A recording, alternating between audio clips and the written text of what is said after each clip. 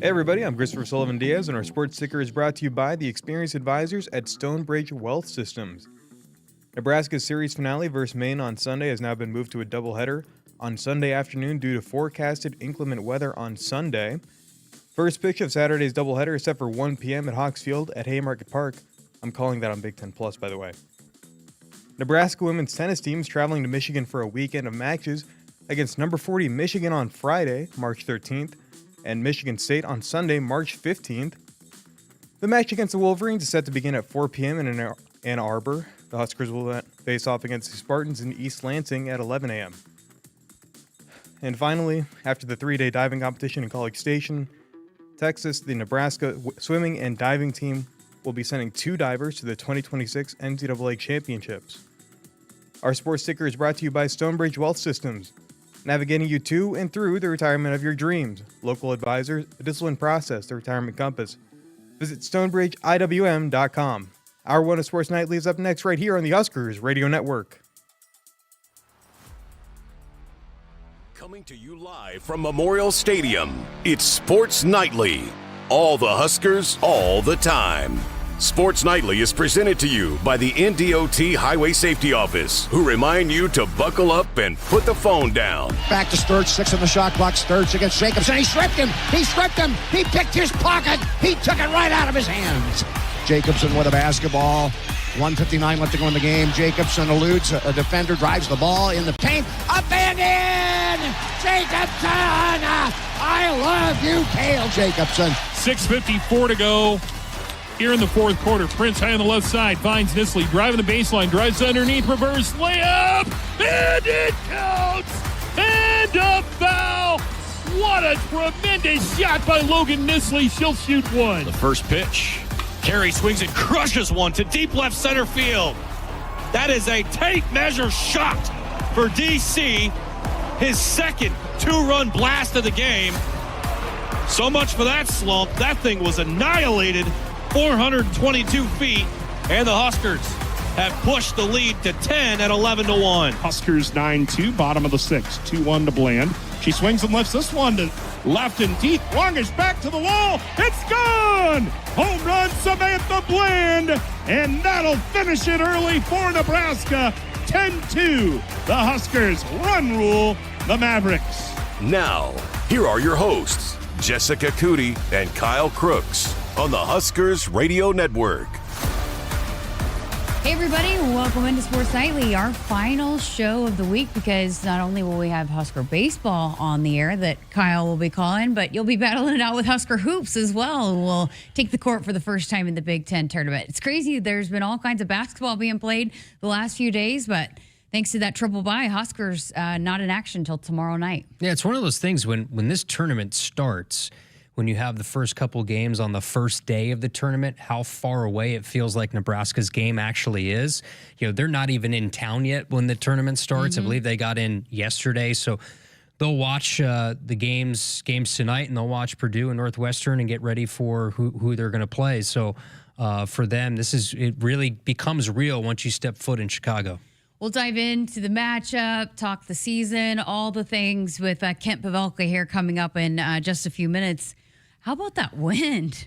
It's ridiculous. The first thought that I had is, if you were playing a baseball or a softball game today, good luck. That's what I was thinking. Good luck. Yeah. Like, I don't know if you'd even be able to play the game, right? Yeah. Because it'd be like a wiffle ball out there on a fly ball.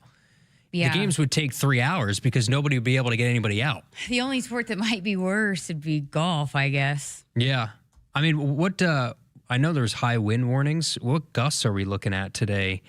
For 44 miles an hour are the gusts up to? I was walking into the stadium, and I could, like, the door. I scanned my key card to get in, and then I couldn't get the door open. I was on the side where the wind was blowing, and somebody was laughing at me because it was just brutal. You know what the lifesaver is today is that it's actually warm. So it doesn't feel bad today. If it were the least bit cold, it would be miserable outside. Well, it's going to be probably pretty miserable on Sunday, which is why we've got some adjustments in both baseball and softball. So doubleheaders will be played on Saturday for both Husker baseball and Husker softball. Baseball announced that today.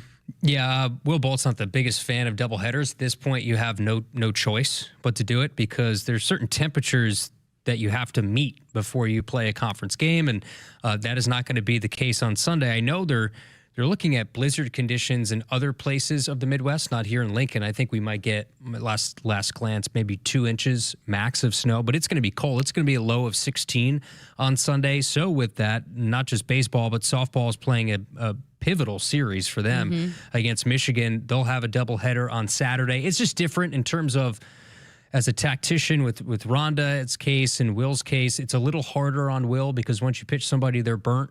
That's not the case for Rhonda. You could bring pitchers in and out. You could sub at least once and bring somebody back into the game. So it's harder with baseball to play double headers, but you want to get these games in. That's the only way to do it. Speaking of softball, we will have Ronda Revelle joining us here coming up in hour number 2 to preview big series against Michigan as they start conference play. Again, coming in as a number 3 team in the RPI, which is huge. And Michigan is a really good team, pretty high in the RPI as well, receiving votes in the top 25. And so this is another big opportunity for Nebraska to continue to build the resume. I think it's fortunate. I was talking with Matt Smith, one of the sport administrators for Husker softball, that a lot of times that RPI can drop, but it's fortunate with Nebraska, the teams that they have on their schedule with the RPI and just the teams that they will play with UCLA, Michigan, and then some of the other teams moving forward. More fortunate, I guess, on the RPI side of things, that they don't feel like now that they're into conference play, a lot of times it has a tendency to drop pretty drastically, but they don't feel like it's going to be the case this year. Yeah, 2 of your first 3 conference opponents are going to be teams that are not going to hurt, but they're going to help your RPI in Michigan. And then a couple weekends later, you're going to have UCLA, which will be pivotal for a huge RPI boost. Good thing is you'll have them at home. That'll be spring game weekend. So a lot of Husker fans, I would imagine, will be here on campus and bouncing back and forth between baseball and softball. So you should have a pretty sizable crowd when UCLA comes to town. But this is a huge start to sort of set the tempo. And the thing is that it's not going to get much harder for Nebraska softball than what they've already seen in the month of February. Clearwater and even before that, and playing in the San Antonio deal they played at UTSA, playing Texas, and even, you know, some of the wins you even forget about that they've had this year. A win against Washington is one that I think is going to age really well. Win against Texas A&M when you're playing out west in California. Win against South Carolina, outside of the ones that we always talk about in Clearwater and the wins against number 1 teams. They have a really, really good resume. So a chance to pad it here in the Big Ten. And what are the things you check off if you're Ronda Revelle? It's one, we want to play the number 1 non-conference strength of schedule. You check that off, but you want to win those games. They win their fair share of those games, couple of wins against top teams in the country. And then the next thing is we want to win the regular season. Then the next thing is you want to win the conference tournament. And then for them, the hope is perhaps host a regional, if not a super regional. So the next box to check would be to win a Big Ten regular season championship, and it starts against one of the top teams in your league.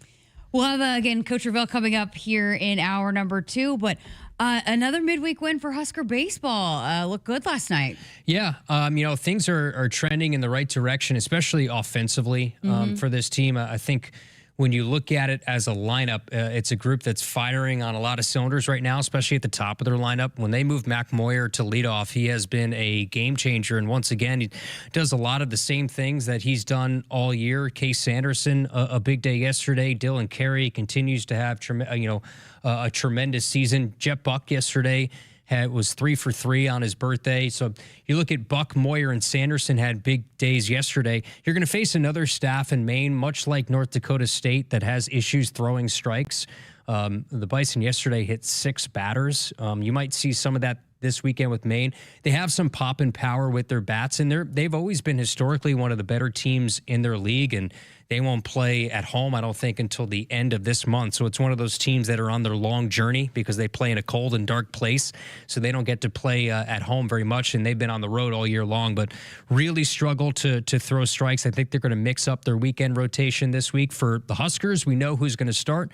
It's going to be Horn on Friday. It's going to be Yasa on Saturday, and then Blackowitz on Sunday, which was a tremendous remedy against Michigan State. And with an off week of Big Ten play, you want to keep it rolling with the bats and then see what you can get out of your weekend starters. Listen, Kyle, I mean, again, I know some people might say, oh, ho-hum, whatever, about some of these midweek wins, but this has been a little bit of a problem here in the last few years where they have dropped some of these midweek games. And so I think it's again, been impressive that they've been able to and there's lots more to come, I know, on the schedule, but at least here to start, they've taken care of business in the midweek as well. Yeah, and they've done so pretty convincingly, right? And winning yesterday in run rule fashion and having done so a handful of times this year, including in conference play. But, the win against South Dakota State where you kind of had to bite your nails a little bit, a win against Omaha. And then so for this team, and they played a tough non-conference early to start the season in Arizona and Arlington. But for them, winning those home non-conference games, they're probably not going to help you a whole lot in the RPI, but they certainly can hurt you. And for them, they feel like they can host a regional this year. And if you look at the depth in their pitching staff is different too. You didn't have a guy like Cooper Katsky who is starting in the midweek like he is this year. That is a conference pitcher of the year last year, and he's really hit a stride. I think he had 10 strikeouts, was it, against Omaha last week, and was dominant again yesterday after giving up quite literally a first pitch home run to start the game. He settled in and was tremendous in 5 innings, had 8 strikeouts to 1 walk. You're finally getting length out of your starters, but you want consistency on the weekends, but also you don't want to hurt your resume on those midweek games. Woodhouse has been a trusted partner in your everyday since 1975. Shop for your next vehicle with the home team at Woodhouse and the official auto dealer of Nebraska Athletics. All right, got to get to a break. Coming up next, Kent Pavelka joins us from Chicago to talk some Husker hoops in the Big Ten tournament. Keep it here on Sports Nightly. Dear weekend, Toyota trucks are raring to go. Gearing up for fall, Tundra is all in for hauling. Campers, ATVs, Tundra's got the muscle to move it. Going off the beaten path? Tacoma says, let's do this. With handling that tackles tough trails and the backbone to take you where the pavement can't. Both trucks pack sweet tech, posh cabins, and Toyota's legendary reliability. So whether it's a fishing trip at dawn, tailgate at noon, or a remote sunset at, sunset, these trucks are built to make every weekend epic. Find yours at Toyota.com. Toyota, let's go places. See your Omaha Metro and Lincoln Toyota dealers, Baxter Toyota of La Vista, Baxter Toyota of Lincoln, Corwin Toyota of Bellevue, or Village Point Toyota of Omaha. Hit us up on the text line. Text 402-413-2400 with your Husker thoughts. It's another new year and another exciting edition of the Nebraska Lottery's popular Cash Blast promotion. You know how it works. Until March 24th, buy a 2x2 ticket and get a voucher. Enter online for a chance to win a $5,000 or $500 weekly prize. And if your winning voucher is from a 7-day draw ticket, your prize is doubled. So start out your 2026 with a bang. Enter the Cash Blast promotion today. 2x2 top prize odds are 1 in 105,000. The color red means something to us. It means tough, ready, and powerful. It means our standards are high, and we expect the highest level of performance on and in the field. So while the Huskers are getting it done on the football field, you can count on Massey Ferguson tractors to get it done in your field. With its seamless CVT transmission and efficient AGCO-powered engine, you'll keep charging down the field all season long. Check out the full line of Massey Ferguson equipment at Osceola Implement in Osceola and True Ag and Turf in Falls City, Columbus, and Osmond. From the chant of Husker Power to Allo Fiber powering your home and Husker Nation, Allo is the teammate you can trust. Whether you're streaming at home with Allo Internet, watching on the go with DirecTV through Allo, or checking stats and scores on Allo Mobile, Allo keeps you in the game. Bench the other guys and team up with the official internet, TV, and mobile partner of the Huskers. Go Gig Red. Visit allofiber.com/Husker Radio. Once a year, a rhythm thunders across the countryside. It can't be tamed. It can only be driven. It's Ford Truck Month. Let's ride. These trucks, they haul, tow, and conquer everything in their path. So hold on tight and drive the Stampede. The Stampede is running at your Midwest Ford dealers. Get 0% financing for 60 months plus $1,000 cash on Super Duty. Get to Ford Truck Month. The work is dirty and sometimes dangerous. It's the kind that can break your body, and if you let it, your spirit. But while there may be better ways to make a living, you won't convince me there's a better way to live. I'm a Nebraska corn farmer, and there's nothing else I would rather be. Brought to you by the Nebraska Corn Board. What does it mean to be locally owned and operated? For Cenex, it means everything. It means that we know if you take your coffee to go or if you like to stay a while. It means we've helped Little Leagues get jerseys and local festivals get funding. It means we know what our communities need. So you'll always leave Cenex with a full tank, full of snacks, or full of smiles. Or all of the above. And that means the world to us. Cenex, powered locally. The Huskers Radio Network Broadcast Center is sponsored by Akrs, the Midwest premier John Deere dealer, supplying the equipment and service to advance agriculture and much more. Akrs, solutions for every field. Welcome back to Sports Nightly with Kyle Crooks. I'm Jessica Coody, and look who is joining us from Chicago. The Kent Pavelka is joining us. We are so excited. What a treat. Can you believe it is postseason time, Kent? Oh, man, I'm ready for it. You know, I mean, this is what it's been building up for since last summer. And, you know, this is a big deal in Chicago, but my mind is on next week, to be real honest with you. We'll see what happens here on Friday night. Huskers win a game or two, fine. If they don't, I'll trade winning next week for not winning this week. So not that I can make that deal, but yeah, there's nothing like March Madness. And for me, it begins in the conference tournaments ahead of the big dance. I think a lot of people are with you there. Hey, before we dive into that, are you a Chicago fan? You like Chicago? Great city. It's okay. It's, I'm always here when it's cold and wet and ugly. I've never been here in the summer. You said you had a great meal last night. People always like to hear about food. Well, it was, I'll have to look up the name of the joint, but it was really, really good. About the best piece of meat I've ever had. Nothing like red meat on the road with the basketball team, Pat had a great dinner. It was wonderful. Takeaways from senior day. I remember talking to you in the preseason, and you said Fred thinks this team's going to be really good. And then you said, I think this team's going to be really good. In your wildest imagination, did you ever think you'd have the atmosphere around senior day and the expectations going into a Big Ten tournament, an NCAA tournament that you do now? I mean, this has been a wild dream ride, hasn't it? It sure has, Kyle. Hope springs eternal, right? I mean, I in the back of my mind when we talked in the summer and I saw what I saw and saw what I thought were the possibilities, I guess in the back of my head, this is exactly what you would hope for at the end of the year. That was an unbelievable scene on Sunday. I could hardly get through my open. And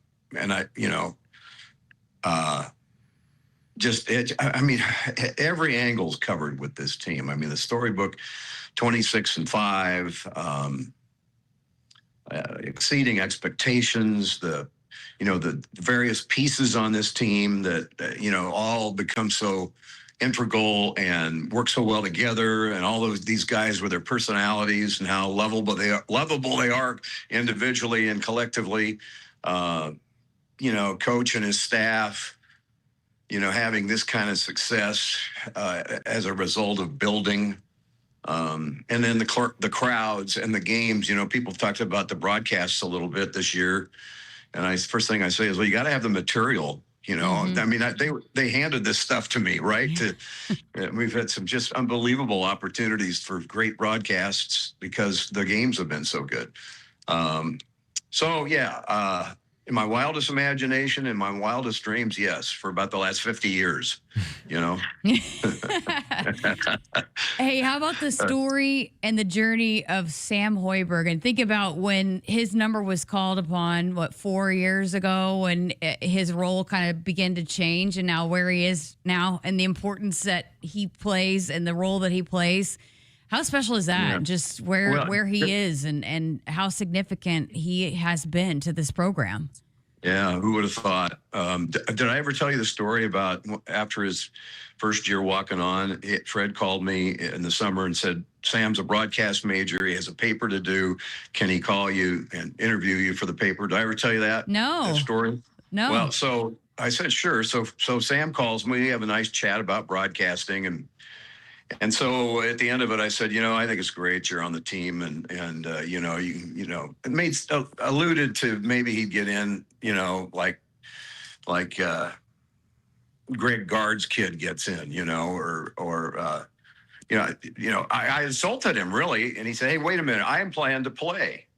And, he kind of set me straight. And then from that point on, we've seen what he's done with his body, his game, his dedication toward all that.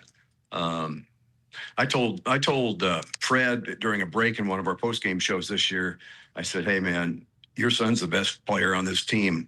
And of course, he didn't respond because he's not going to, in that situation. But can you imagine this team without Sam Hoiberg? No. Yeah. You can't replace that guy either. I don't know. Everybody said, who are they going to replace him with? You'll have to have a different kind of point guard because everything in his arsenal, you can't find in one player. The thing that I'm disappointed about is in the all Big Ten balloting for the media, they didn't have a all defensive team or defensive player of the year, which he would have been on my ballot for. But yeah, I mean, the story starts with Sam really. Thoughts on, Fred getting the contract extension and him saying the other day that this is where he wants his career to finish. And we had him on the coach's show on Monday, and you bring up the point that, if he doesn't sign that extension, if he doesn't think Nebraska has the resources and the consistency to be a winner, but him signing that extension and saying this is where I want to be for the rest of my career, that means a lot, doesn't it, Ken? Absolutely. And he has alluded to that, I think publicly, certainly privately. I mean, from the day one, talking about his granddad and being a coach here and just how much they, loved Lincoln he loved Lincoln since he was a kid because they'd come visit. And so, I mean, when the phone rang about Nebraska and he asked, they had a conversation about, what do you think? It was just immediate. He wanted to come here. And it's just such a great fit. I mean, it's a perfect fit, his personality and what Nebraska is, the culture, whatnot. And kudos to Troy Dannon for not wasting any time, right after that senior day game, they get that done. So that's great. Ken, it's kind of been one of those things throughout this year. I think Fred's been asked multiple times, like, well, when did you know this team was special? And you brought it up. He's kind of known it for when he started putting the team together. You saw it back in the summer. What did you see in the summer that you thought, I think they could be pretty good? Well, I saw in scrimmages. I mean, they would have, they were working out, getting their stuff together with everything that they practice is about in the summer, but they would also scrimmage. And you got to remember that's when Oogie was playing and Connor was playing. So they had two more pieces than they have right now. But you imagine that right now, but you think things aren't going real well. You look down the bench and you got those two guys to go to. So I was basing it on, that kind of depth, but even still, I mean, my friends thought I was crazy. I walked away from a couple of scrimmages and I said, well, number one, the best player on the floor during the scrimmage was Braden Frager. And what are you talking about? I mean, he just was. And I even said, Fred asked me one time after a scrimmage, what'd you think? I said, I think Braden Frager is the best player on your team. Now, put the brakes on a little bit, I guess. Now he was, on the all-freshman team and runner-up, I guess, to freshman of the year in the league. And so sixth man of the year. Sixth man of the year. Yeah, that's right. So he was as good as I thought he was. But I just saw that they had it all covered. I mean, he's got unlike my toolbox in my garage, he's got this perfectly organized toolbox with everything in it that he might need, minus the depth at this point. So I just thought they were complete. I thought they shot it well. I thought they were, they had enough bigs inside to battle with themselves and with anybody. The shooting, I mentioned that already. The depth, I thought they had it all, and I loved the additions, and I thought, with this coaching staff, this team can really be a surprise.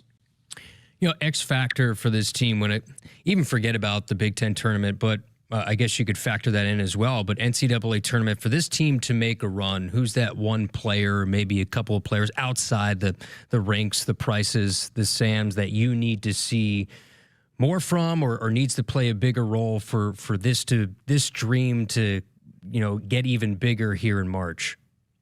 Well, I don't know if I can, I don't know if I can start where you just started and eliminate, the guys that need to play well that are the obvious ones. But I mean, I think Rink needs, you need the Rink that played so well at Rutgers, and he's starting to come out. I mean, he's going to have to score some points, and you're going to have to continue to get what you get out of Price. I think that. The obvious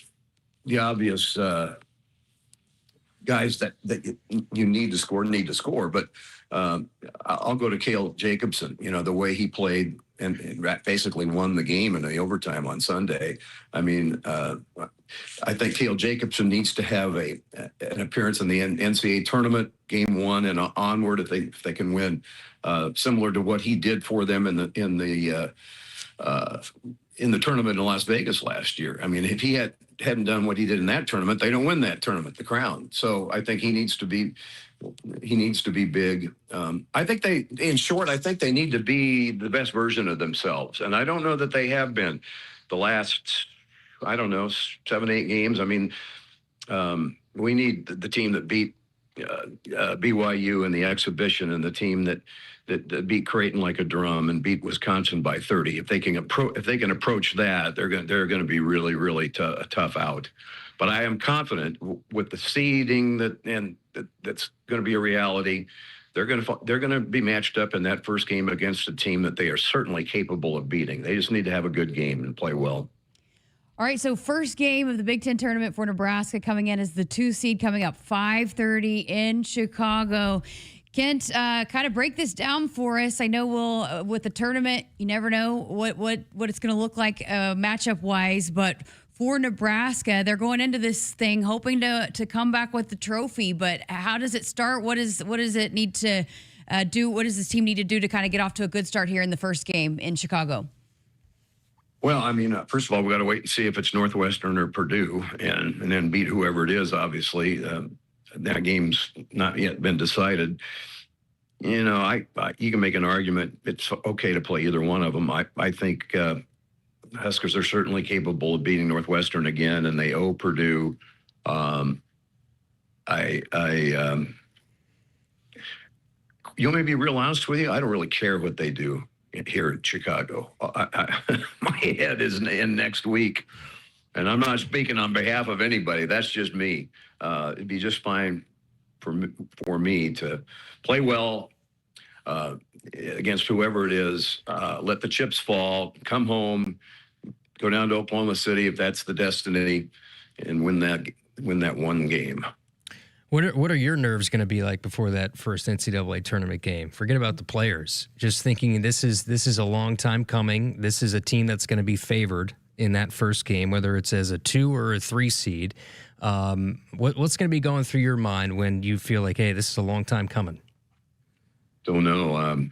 I damn near fell apart on senior day, and I don't know why. So I may be a puddle. You may have to just wipe me up and throw me out. I think what I'm wondering is how, if they win a game, what that's going to be like. Mm-hmm. I remember when Nebraska beat Miami for the first national championship that I broadcast after a 21-year hiatus. They won 2 in the early 70s, and then I'm in the booth at the Orange Bowl. And I remember, at the tail end of that thing, how that felt. And I think this will trump that. I really do, because in some ways you can be more invested in the game of basketball than football emotionally. And I haven't done football for a long time, so this is my baby, and it's been a dream for so many people for so long. I think it'll be. What I hope doesn't happen is, like at Christmas when you're a kid and you looked at the presents under the tree for 3 straight weeks and you looked at all of them and you saw your name on them, and then later that night it's like, is that all there was to it?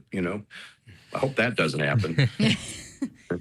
Okay, I know, look, for us and for Husker fans, I know we are looking towards next week, but put your coach's hat on for this one. And if we were probably hearing the words of Coach Hoiberg in starting this Big Ten tournament off, what will he be looking for out of his guys and kind of getting the postseason rolling here as they kick off the postseason in the Big Ten tournament? I can only mimic what he'll say to me on our pregame broadcast, which is, number one, we got to get off to a good start, and that's been a problem at times. And I think just basically, they're going to play as hard as they can. I think it'll be fine defensively, but the ball's got to find the bottom of the net. I know that they're likely will throw some things at whoever the opponent is that they didn't see the first time. I think Fred is a master at game planning, and so and I thoroughly expect this team to be, they don't have my attitude. They're not focused on next week. They do want to come home with the trophy here. So I think we'll see them at their best, and I certainly hope we'll see them at their best, because I think they need that momentum going into next week. What's the benefit of having kind of a veteran group like this team has as you kind of play this, hey, you lose and go home type of situation starting this week and then going into next week? Well, I just think it's like, again, I'll go back to the football analogies. There was a slogan after the Huskers didn't win against Florida State in the 93, after the 93 season to win the national. They should have had 3 straight, but didn't quite get it done against Florida State. And then the motto was unfinished business. And I think that these guys have a lot of unfinished business in their, what happened Sunday, senior day, and all the things that have been so great about this season. I think it will be incomplete, and they'll feel it's incomplete unless they do some more. So they got a chance here in Chicago, and then next week to do that.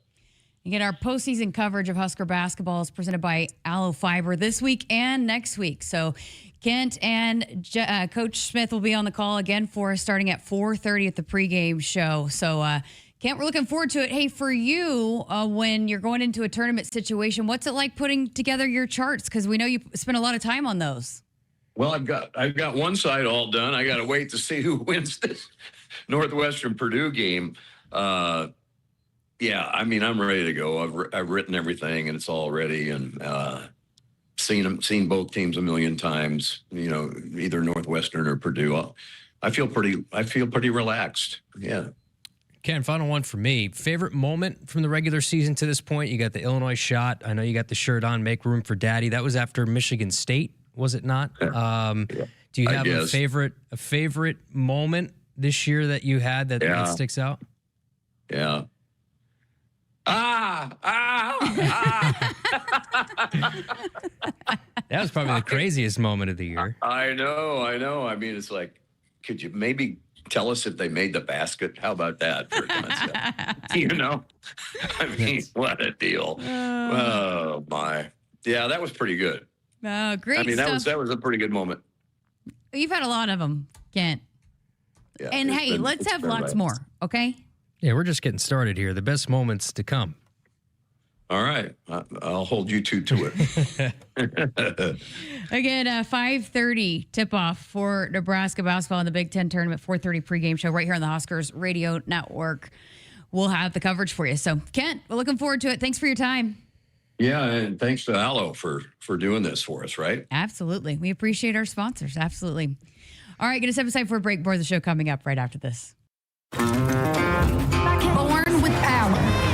Tested by time. It's Ford Truck Month. Woo! And this is Ford F-150. Part of F-Series, America's best-selling trucks for 49 years straight. Hop in and drive the Stampede.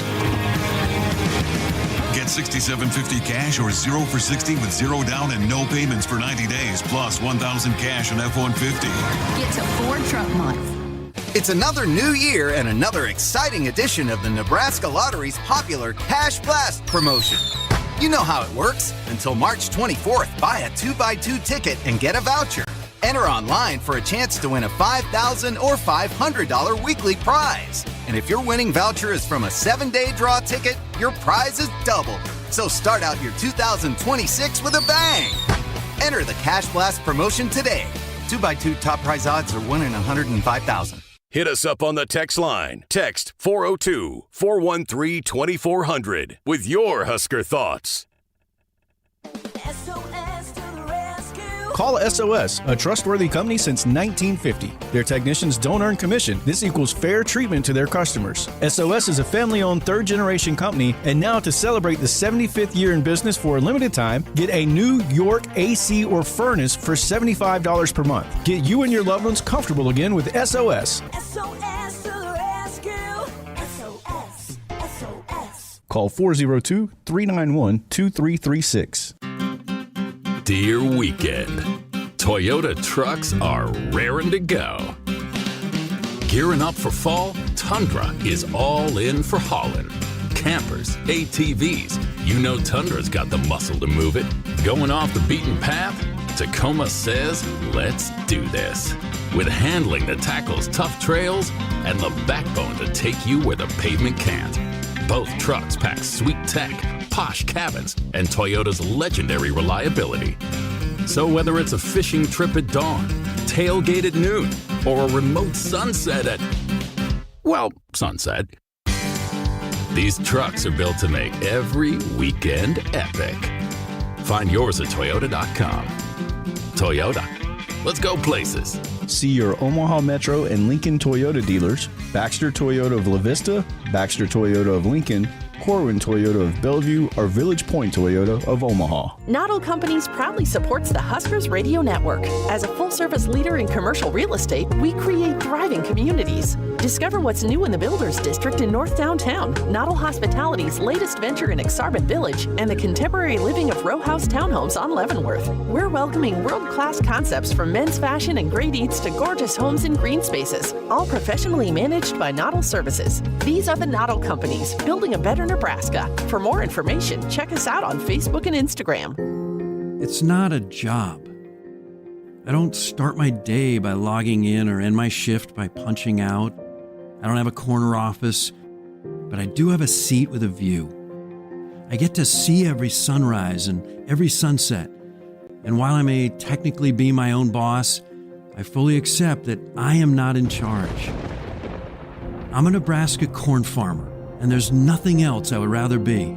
Brought to you by the Nebraska Corn Board. Once a year, a rhythm thunders across the countryside. It can't be tamed. It can only be driven. It's Ford Truck Month. Let's ride. These trucks, they haul, tow, and conquer everything in their path. So hold on tight and drive the Stampede. The Stampede is running at your Midwest Ford dealers. Get 0% financing for 60 months, plus $1,000 cash on Super Duty. Get to Ford Truck Month.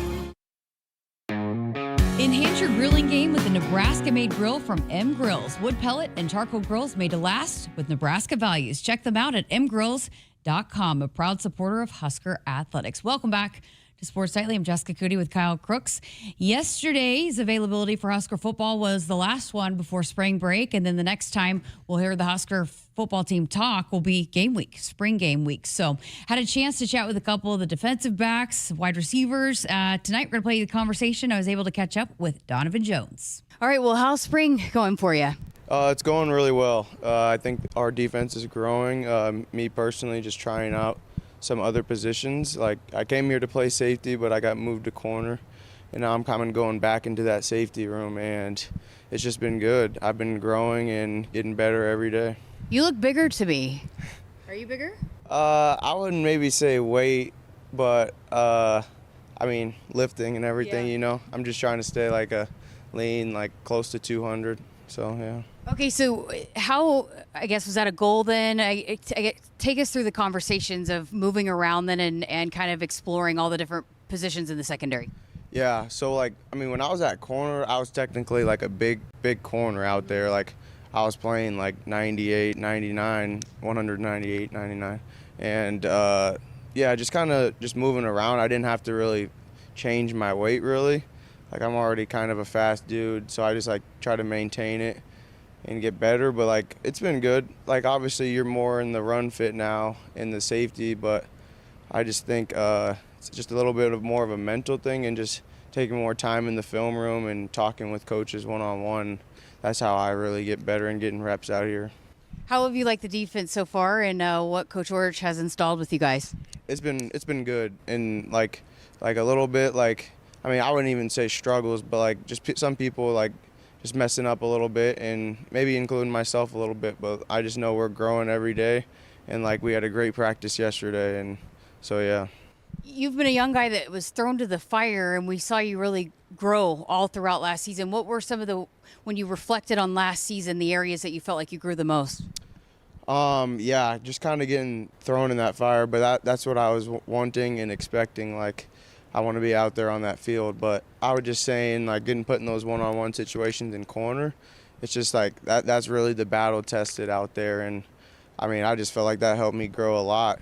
Like, just being out there doing all the zone man, but I would really say like the man-to-man stuff, that was like helping me grow each day. Like, just seeing people in their routes and releases, it definitely helped me out for now too. It's such a position that, I mean, obviously plays are going to happen where you give up plays. Was that something that you had to learn to work through as well, that, hey, when you give up the play, you got to move on to the next? Yeah. I think I kind of, like during camp, like during fall camp, that's when I kind of really just tried to, like, I would have that mindset, like I would get maybe beat on a play and like I would be thinking about it. And I kind of got that out camp. So like once it got to the season, like after I got beat, I was just worried about, not even worried, but I just knew I can't get beat again, and that's just the mindset you kind of have to have when you get out there. So being that you now are kind of more experienced, how does it change for you going into this spring football? To just like take that next level, growing and like run fits, everything, knowing where your help is on your defense, and just I feel like doing that, it would help you make so much more plays than it has for me in practice. And I just want to keep growing up here mentally, and that, because that's really all this game is. Like, if you have the physical part, you just need to be good up there, and like the plays will come to you.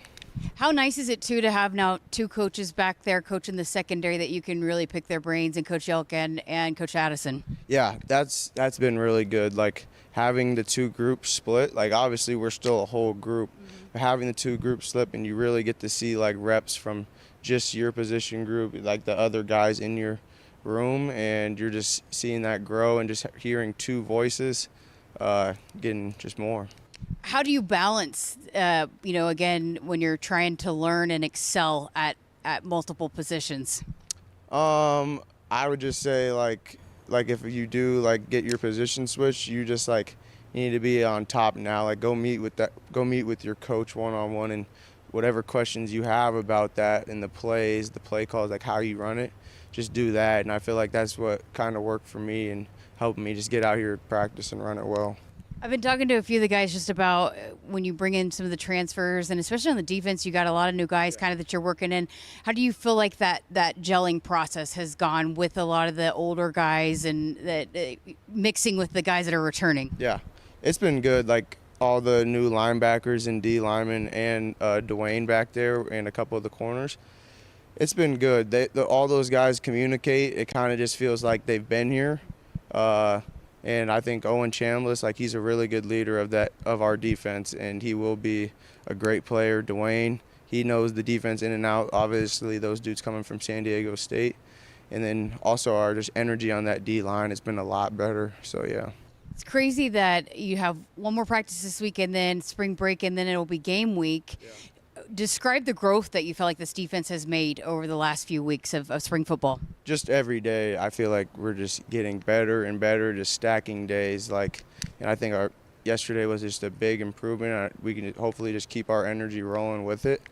But just everybody just running the calls, but it comes from doing it outside of the practice field. You can't just come out here blind. You got to know the new plays, study them before practice, because you got that day and then you practice. So just taking those breaks like today and really working on the defense. So yeah. Coach Elk was telling me just about with the safety play and being more of a little bit of the quarterback, being vocal, making sure that you're a leader back there. How comfortable are you in that and the demands that he kind of requires in playing that spot? Yeah, I definitely have had to take more of a vocal step, obviously coming into this year 2 or 3, and really just I've been trying to help out the younger guys and just the people in my room, out there on the field, telling them what they saw there. So and I'll tell them what I saw, so it just helps them in the reps. But yeah, I definitely feel like I have to take that step, and I have been taking that step vocally, but I definitely can be better. The scheduling this year, do you like it? Having the earlier and then getting to play, I guess, a game in March? Yeah, I definitely think earlier is it's good. I think either one would have worked for me. I'm not a big complainer, but yeah. But yeah, obviously this we'll see how the spring break and then we come back. It's going to be a little different, but I think I'm still just going to enjoy family time, but also still know that I got a game coming back and got to be prepared for it. You're a big sports guy. You're going to watch the Huskers in the March Madness, right? Yeah, I actually might be going to a March Madness game, just going down to Oklahoma City for a little bit. Hopefully that's where they go. Yeah, if that's not, but I think that's where we're going to go. But yeah, I'm going to be watching basketball, the wrestling tournament too. I like going to all the sports, so yeah. All right, who is the number one guy you're battling with in that wide receiver room? I get to see a good amount of them. Lately, it's been me and Ja'Cory, but Quasi, he's really good too. Those are kind of the two that I go against. A couple of the other slots too. Great stuff. Appreciate your time. Yeah, appreciate it. Kyle, it's kind of funny. I guess Coach Orich spilled the beans that they were moving Donovan around. I missed that, and then Coach Rule addressed it yesterday in his press conference. But I think they are experimenting with the new staff. Donovan's played corner basically since he's been here, but maybe getting a feel for where guys fit best with this defensive staff. And I think they're experimenting with a number of these defensive backs. Yeah, I want to say, now that you say it, I think he might have mentioned in an interview, and I probably have it in my notes that I did with him before the bowl game, that he's played some safety in his career in high school. Mm-hmm. Yeah. So for him, it's something that's not out of the ordinary. Yeah. They'll probably play him. We'll see if he is the full-time nickel, too, with Sierra moving on. And everything that went on last year, I think, was interesting for Donovan specifically with the injury to Malcolm Hartzog and the domino that fell with everybody who had to maneuver around the secondary, and Donovan becoming the full-time guy at one of those corner spots opposite Andrew Marshall. I think that area is probably the biggest question mark for me. I think they're confident in the depth that they have in the safeties. You're going to need all of them, right? And you could throw Donovan into that mix. But who is that guy that starts at the opposite corner of Andrew Marshall? Could it be one of the transfers? Could it be the 5-star freshman in Danny Odom? Those are the things that are getting ironed out here, and you probably won't know until fall camp, but that's probably in the secondary one of the biggest questions. Yeah, and Donovan did say that. I mean, in that conversation, that he came here to play safety. It just was the need for him to move to corner, and that's what we've primarily seen him as since he's been a Husker. But I do think he feels a little bit more, that is his natural spot. Yeah. Is playing maybe more safety, more nickel. And for Orich, it's playing guys at their strengths. And for Donovan Jones, they know evaluating all these players. And that's the good thing about having the blank slate as a coach coming in, is you can truly see guys, if you have that blank slate mentality, for what their strengths are. And clearly they know his strength is what he came in here to do, play that safety spot, or at least be in that room. Woodhouse has been a trusted partner in your everyday since 1975. Shop for your next vehicle with the home team at Woodhouse and the official auto dealer of Nebraska Athletics. All right, got to get to a break. We are back to wrap up hour number 1 next. For more than 50 years, Woodhouse has been proud to serve our communities, We're more than a dealership. We're your neighbor, your partner, and your trusted name in automotive. Generations of drivers have counted on Woodhouse for honesty, transparency, and a hassle-free experience. Every deal starts at the manufacturer's suggested retail price. Then we apply discounts and rebates to get you to your true price. No gimmicks, no surprises. Shop local, shop trusted at woodhouse.com. Hassle-free all the way to your driveway. That's Woodhouse. And now, introducing the starting lineup of your Nebraska Huskers. Starring Allo Fiber. At number 1, Allo Internet. At number 2, no satellite dish required. DirecTV through Allo. And at number 3, Allo Mobile. Allo Fiber, the official internet, TV, and mobile partner of Husker Nation. Level up your game and go to allofiber.com/Husker Radio. Hit us up on the text line. Text 402-413-2400 with your Husker thoughts. What does it mean to be locally owned and operated? For Cenex, it means everything. It means that we know if you take your coffee to go or if you like to stay a while. It means we've helped Little Leagues get jerseys and local festivals get funding. It means we know what our communities need. So you'll always leave Cenex with a full tank, full of snacks, or full of smiles. Or all of the above. And that means the world to us. Cenex, powered locally. Find your next vehicle at Woodhouse Toyota. Receive 0% APR for 72 months on the 2025 Toyota Tundra Platinum 4-Wheel Drive Crew Cab. Visit us in-store or online at woodhousetoyota.com today. Woodhouse Toyota. Let's go places. With approved credit, tax title license extra, $299 stock fee due at signing. Stock number GT250090. Offer expires March 31st, 2026. See dealer for details. Husker fans, make your plans now to attend one of the most exciting events in Nebraska sports this year when the Big Red play host to the Big Ten Men's Gymnastics Championships at Pinnacle Bank Arena, April 3rd and 4th at 7 p.m. Get your all-session tickets now through Ticketmaster for just $15. Welcome back. Final minute here of Sports Nightly of hour number 1. Got a big second hour coming up. We'll have the head coach Ronda Revelle joining us. We'll talk some more football, but did want to mention too, we were just talking about gymnastics, but Nebraska track and field off to the indoor national championships this weekend. They've got 10 Huskers competing, so I expect some hardware to be brought back. And that's what Justin St. Clair, you chatted with him. He expects to go win when he goes to the national championships. Yeah, competitive guy, and he has a competitive roster, and they bring in the elite of the elite. So they should be bringing some hardware. Wrestling, same thing, right? I mean, they're nearing the NCAA championships too, so there's a lot of hardware that can be brought home. Yeah, that was announced last night. All 10 Huskers will be headed to Cleveland for the NCAA championships. That will actually be the week of the first round of the NCAA basketball tournament. So we'll talk more of that as we get closer to that. So big news there, but yeah, exciting times. All right, got to get to a break. Hour number 2 of Sports Nightly coming up next. Ronda Revelle. We'll talk some more football. Keep it here.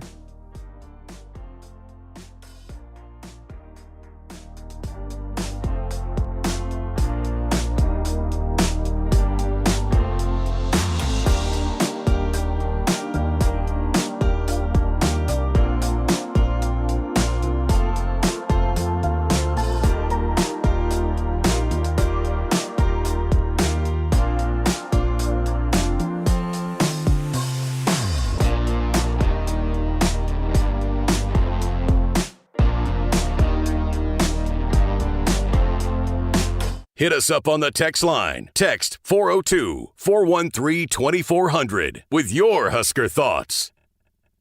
The color red means something to us. It means tough, ready, and powerful. It means our standards are high, and we expect the highest level of performance on and in the field. So while the Huskers are getting it done on the football field, you can count on Massey Ferguson tractors to get it done in your field. With its seamless CVT transmission and efficient AGCO-powered engine, you'll keep charging down the field all season long. Check out the full line of Massey Ferguson equipment at Osceola Implement in Osceola and True Ag and Turf in Falls City, Columbus, and Osmond. It's another new year and another exciting edition of the Nebraska Lottery's popular Cash Blast promotion. You know how it works. Until March 24th, buy a 2x2 ticket and get a voucher. Enter online for a chance to win a $5,000 or $500 weekly prize. And if your winning voucher is from a 7-day draw ticket, your prize is doubled. So start out your 2026 with a bang. Enter the Cash Blast promotion today. 2x2 top prize odds are 1 in 105,000. Woodhouse Chrysler Dodge Jeep Ram is kicking off Declaration of Deals. Receive 0% APR for 60 months on all 2026 Ram 1500 Bighorns when financed through Stellantis. Or for returning leasees, lease a 2026 Jeep Compass for $199 a month with approved credit. Tax title license extra, $299 doc fee due at signing. Lease for 27 months, 5,000 miles per year with $1,999 down. Stock number BC 260058 expires March 31st, 2026. See dealer for details. From the chant of Husker Power to Allo Fiber powering your home and Husker Nation, Allo is the teammate you can trust. Whether you're streaming at home with Allo Internet, watching on the go with DirecTV through Allo, or checking stats and scores on Allo Mobile, Allo keeps you in the game. With Allo plus DirecTV plus Allo Mobile, you get the ultimate teamwork. Internet you can count on, TV you can stream anytime, anywhere, and nationwide coverage you can depend on. Bench the other guys and team up with the official Internet, TV, and mobile partner of the Huskers.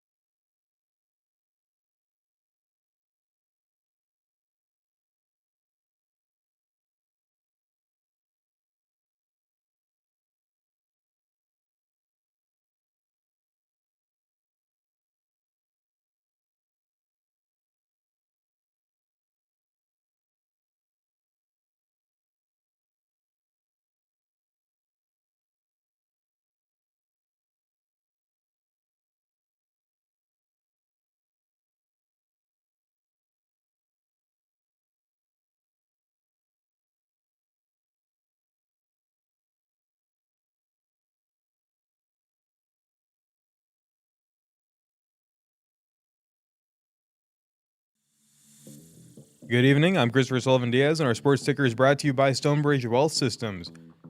Nebraska's series finale versus Maine on Sunday has been moved to a doubleheader on Saturday afternoon due to forecasted inclement weather on Sunday. First pitch of Saturday's doubleheader is set for 1 p.m. at Hawks Field at Haymarket Park, where I'll be on the Big Ten Plus call if you're so inclined. The Nebraska women's tennis team is traveling to Michigan for a weekend of matches against number 40 Michigan on Friday, March 13th, and Michigan State on Sunday, March 15th. Finally, after the 3-day diving competition in College Station, Texas, the Nebraska swimming and diving team will be sending 2 divers to the 2026 NCAA Championships. Abby Baxter and Kelsey Claremont will be representing the divers in Atlanta, Georgia. Our sports ticker is brought to you by Stonebridge Wealth Systems, navigating you to and through the retirement of your dreams. Local advisors, a disciplined process. The Retirement Compass. Visit StonebridgeIWM.com. Hour 2 of Sports Nightly is up next right here on the Akrs Radio Network. Coming to you live from Memorial Stadium, it's Sports Nightly.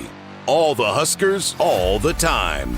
Sports Nightly is presented to you by the NDOT Highway Safety Office, who remind you to buckle up and put the phone down. Back to Sturge, 6 in the shot clock. Sturge against Jacobson. He stripped him. He picked his pocket. He took it right out of his hands. Jacobson with a basketball. 1:59 left to go in the game. Jacobson eludes a defender, drives the ball in the paint. Up and in! Jacobson! I love you, Cale Jacobson. 6:54 to go here in the fourth quarter. Prince high on the left side finds Nisley driving the baseline, drives underneath, reverse layup, and it counts! And a foul! What a tremendous shot by Logan Nisley. She'll shoot one. The first pitch. Carey swings and crushes one to deep left center field. That is a tape measure shot for DC. His second 2-run blast of the game. So much for that slump. That thing was annihilated 422 feet. And the Huskers have pushed the lead to 10 at 11-1. Huskers 9-2, bottom of the 6th. 2-1 to Bland. She swings and lifts this one to left and deep. Longish back to the wall. It's gone! Home run, Samantha Bland. And that'll finish it early for Nebraska. 10-2. The Huskers run rule the Mavericks. Now, here are your hosts, Jessica Coody and Kyle Crooks on the Huskers Radio Network. And welcome back. Hour number 2 of Sports Nightly. Again, our final hour of the week because another busy weekend here on the network. We'll have actually dual broadcast tomorrow night with both baseball and men's basketball on the air. So you'll be competing with Kent. Yeah, we should do like a fake duel, like where we stand back to back and we're just like, you listen to my broadcast. So I wish the timing would, and I know we always kind of get that, but it's a tournament with the Big Ten. Trust me, I get it. If people want to listen to Kent and do all that stuff, maybe you can have us in a distant, I don't know how many speakers or whatever people might have at home, but if I am somebody who can listen to 7 things at once, if you ever walked into my office, I'll have a game in one ear, I'll have a game on the television, I'll have a game on my laptop. Yep. So or sometimes like a talk show. I do my own talk show in the. No, I mean, you'll have like a talk show streaming. I don't know how you do that. So I am a big audio person. I can listen to a million things at once. So it would be a big weekend for somebody like me. Well, you know what else is kind of been a big weekend and a big couple of days is recruiting. It's been a big recruiting weekend, and it sounds like it's they've been pretty impressive with some of these top recruits that have been here. Yeah, what's not to like, right? In terms of other facilities. Than the wind. Well, even though, again, the warmth here sort of helps the wind today, but if you're at the practices, you see sort of how they run things. It's an NFL setup. I mean, top coaches and just being around the guys, being around some of the new assistants too, and the energy that you have there. But from the training table, ding, ding, ding, ding, ding, ding, to all the facilities. I think Quasi said it yesterday, Quasi Gilmer, about how they have the hot sauna, the cold sauna. You can do all these different types of therapies. They have facilities that could be better than some pro teams. So if you're somebody who wants to come in and get the ultimate professional experience, it's easy to show off what Nebraska has. I also chatted with Quasi. It was what a cool guy. But he scored his first touchdown here. He said on his recruiting visit, Coach Roll took him over there to that end zone. But when I was asking him about playing in the spring game, because he was here and he was joking, like at 7 a.m. He said, I looked out my window at the hotel room, like, what are all these people doing here this early? He's like, so I can't wait to actually be in a Husker uniform here in front of Husker Nation. I believe his career high is still that 88 yards he had that day a couple of years ago here at Memorial Stadium. Yeah, if you're a visiting player and you come in here, I mean, you realize what it's about, especially in warm-ups. I mean, the place is just about full. I think a big thing for Matt Rule in recruiting that he does with guys that come in on game day is he points to the student section an hour out, and there's not an empty seat. It's just a very, very unique place. And as a visitor and you dive into it for one game or a few days on a road trip, but once you're immersed and now you're wearing that uniform and you're one of us, you could see how passionate this fan base is. Quasi's been making some plays in practice. Yeah, he's going to be a game changer, very much like Dane Key when they brought him in as the guy that could be that number one.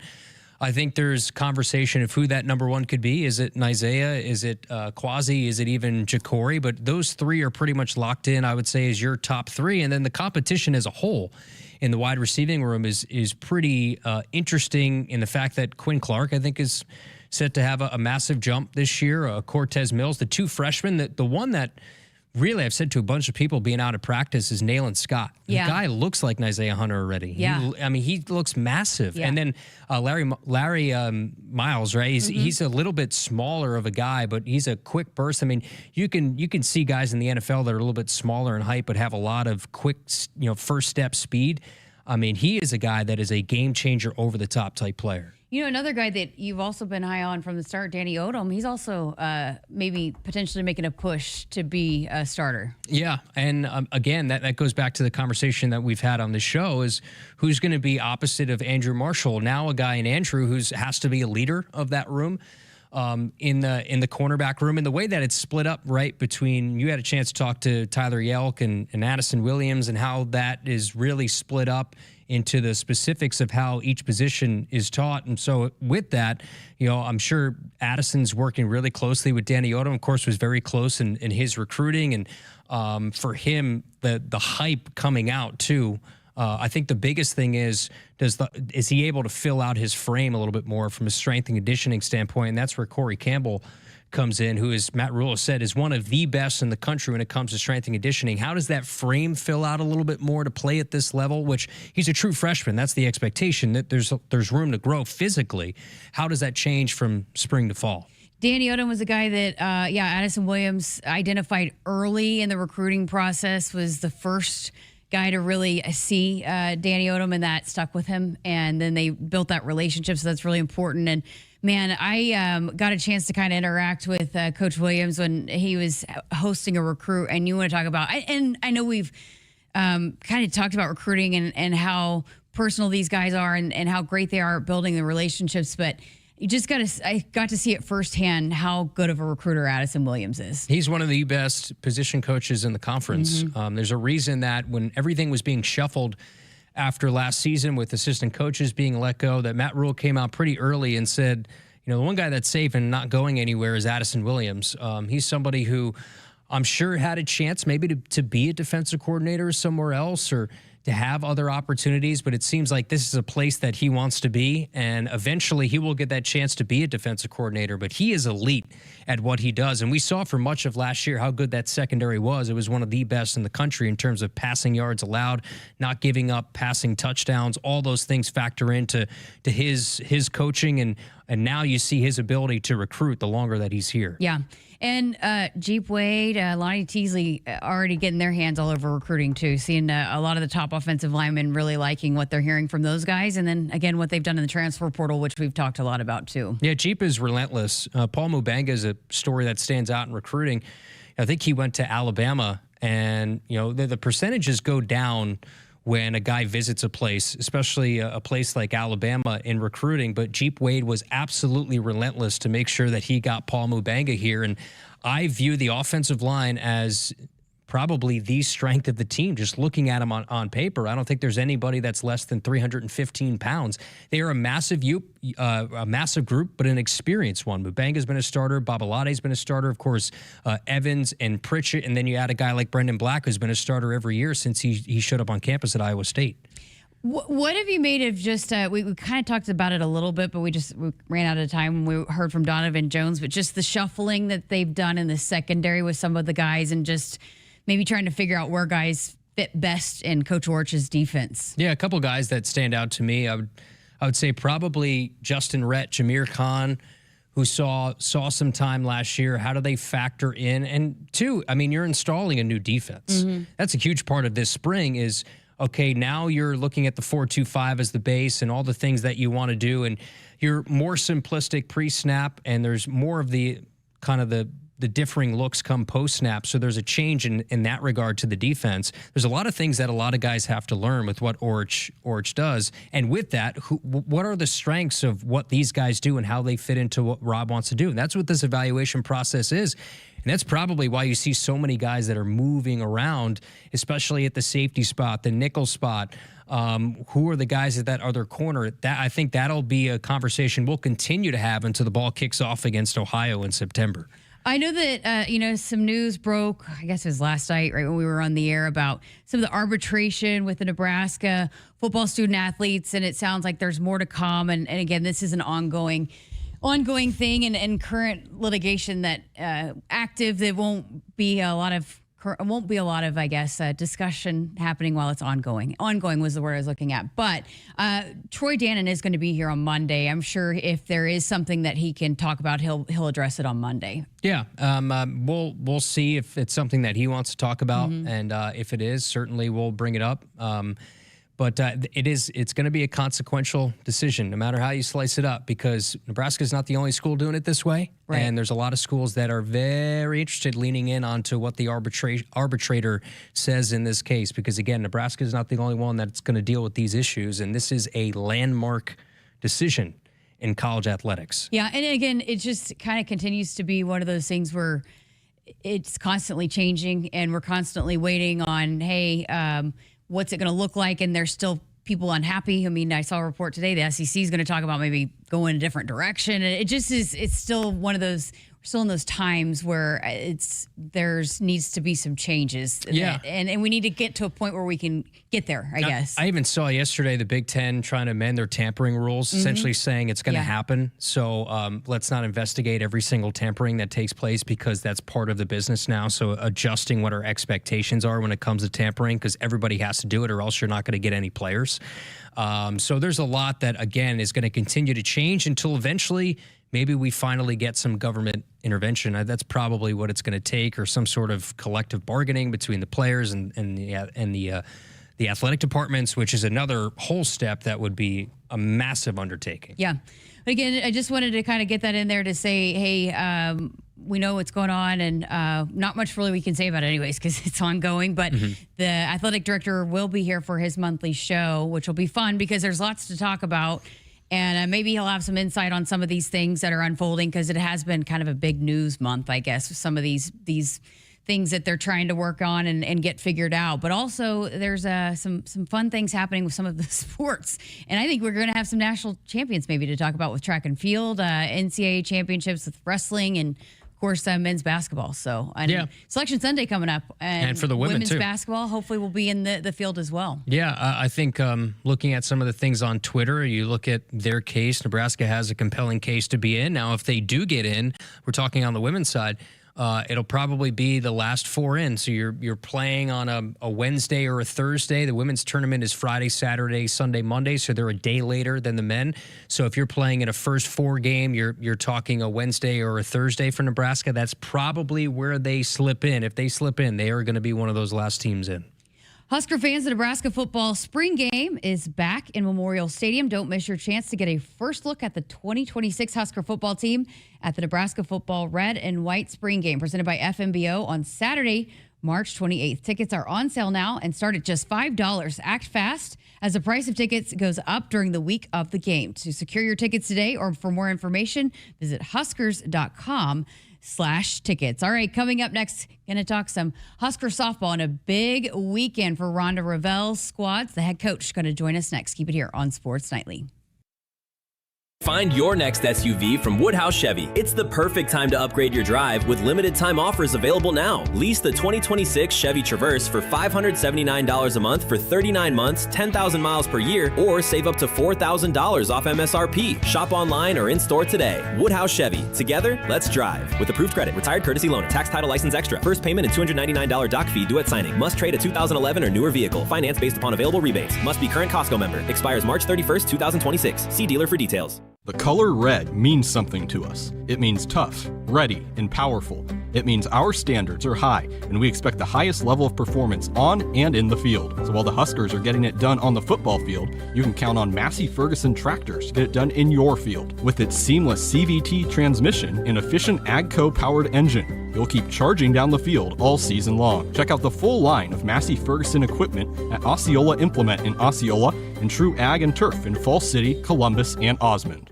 Hit us up on the text line. Text 402-413-2400 with your Husker thoughts. Born with power. Tested by time. It's Ford Truck Month. And this is Ford F-150. Part of F-Series, America's best-selling trucks for 49 years straight. Hop in and drive the Stampede. Get $6,750 cash or 0 for 60 with 0 down and no payments for 90 days, plus $1,000 cash on F-150. Get to Ford Truck Month. From the chant of Husker Power to Allo Fiber powering your home and Husker Nation, Allo is the teammate you can trust. Whether you're streaming at home with Allo Internet, watching on the go with DirecTV through Allo, or checking stats and scores on Allo Mobile, Allo keeps you in the game.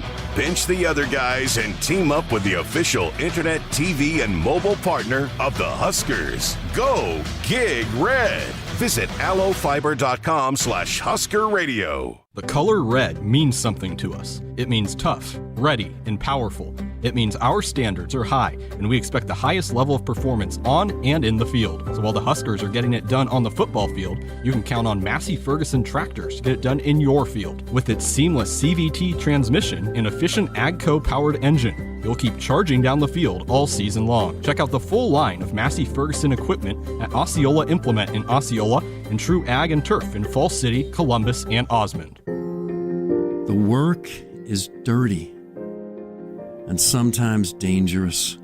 It's the kind that can break your body, and if you let it, your spirit. But while there may be better ways to make a living, you won't convince me there's a better way to live. I'm a Nebraska corn farmer, and there's nothing else I would rather be.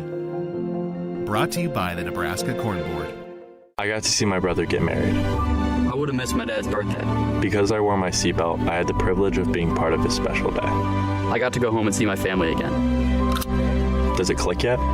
Brought to you by NDOT Highway Safety Office. I would have never had the chance to see my daughter become a doctor. I was able to go to my brother's graduation. I wouldn't have adopted my first pet. And then it clicked. My seatbelt saved my life. Does it click yet? Brought to you by NDOT Highway Safety Office. Shop Woodhouse Hyundai when looking for your next SUV. Right now, lease the 2026 Hyundai Palisade SEL, starting at $399 per month. And with Woodhouse Hyundai, you can rest easy with Hyundai Owner Assurance, America's best 10-year, 100,000-mile powertrain limited warranty. Get started online at woodhousehyundai.com or woodhouseplacehyundai.com today. 24 months, 7,500 miles per year with approved credit, tax title license extra. First payment and $299 doc fee due at signing. Stock number H260279. Offer expires March 31st, 2026. See dealer for details. The Huskers Radio Network Broadcast Center is sponsored by Akrs, the Midwest premier John Deere dealer, supplying the equipment and service to advance agriculture and much more. Akrs, solutions for every field. Welcome back to Sports Nightly with Kyle Crooks. I'm Jessica Coody, and a very special guest joining us here in studio tonight, and a big weekend coming up this weekend for Husker softball. So the head coach, Ronda Revelle, joining us as conference play is here. Can you believe it? And you're home, finally. We're home. Well, we were home last weekend, so it was really nice. So it's home 2 weekends in a row.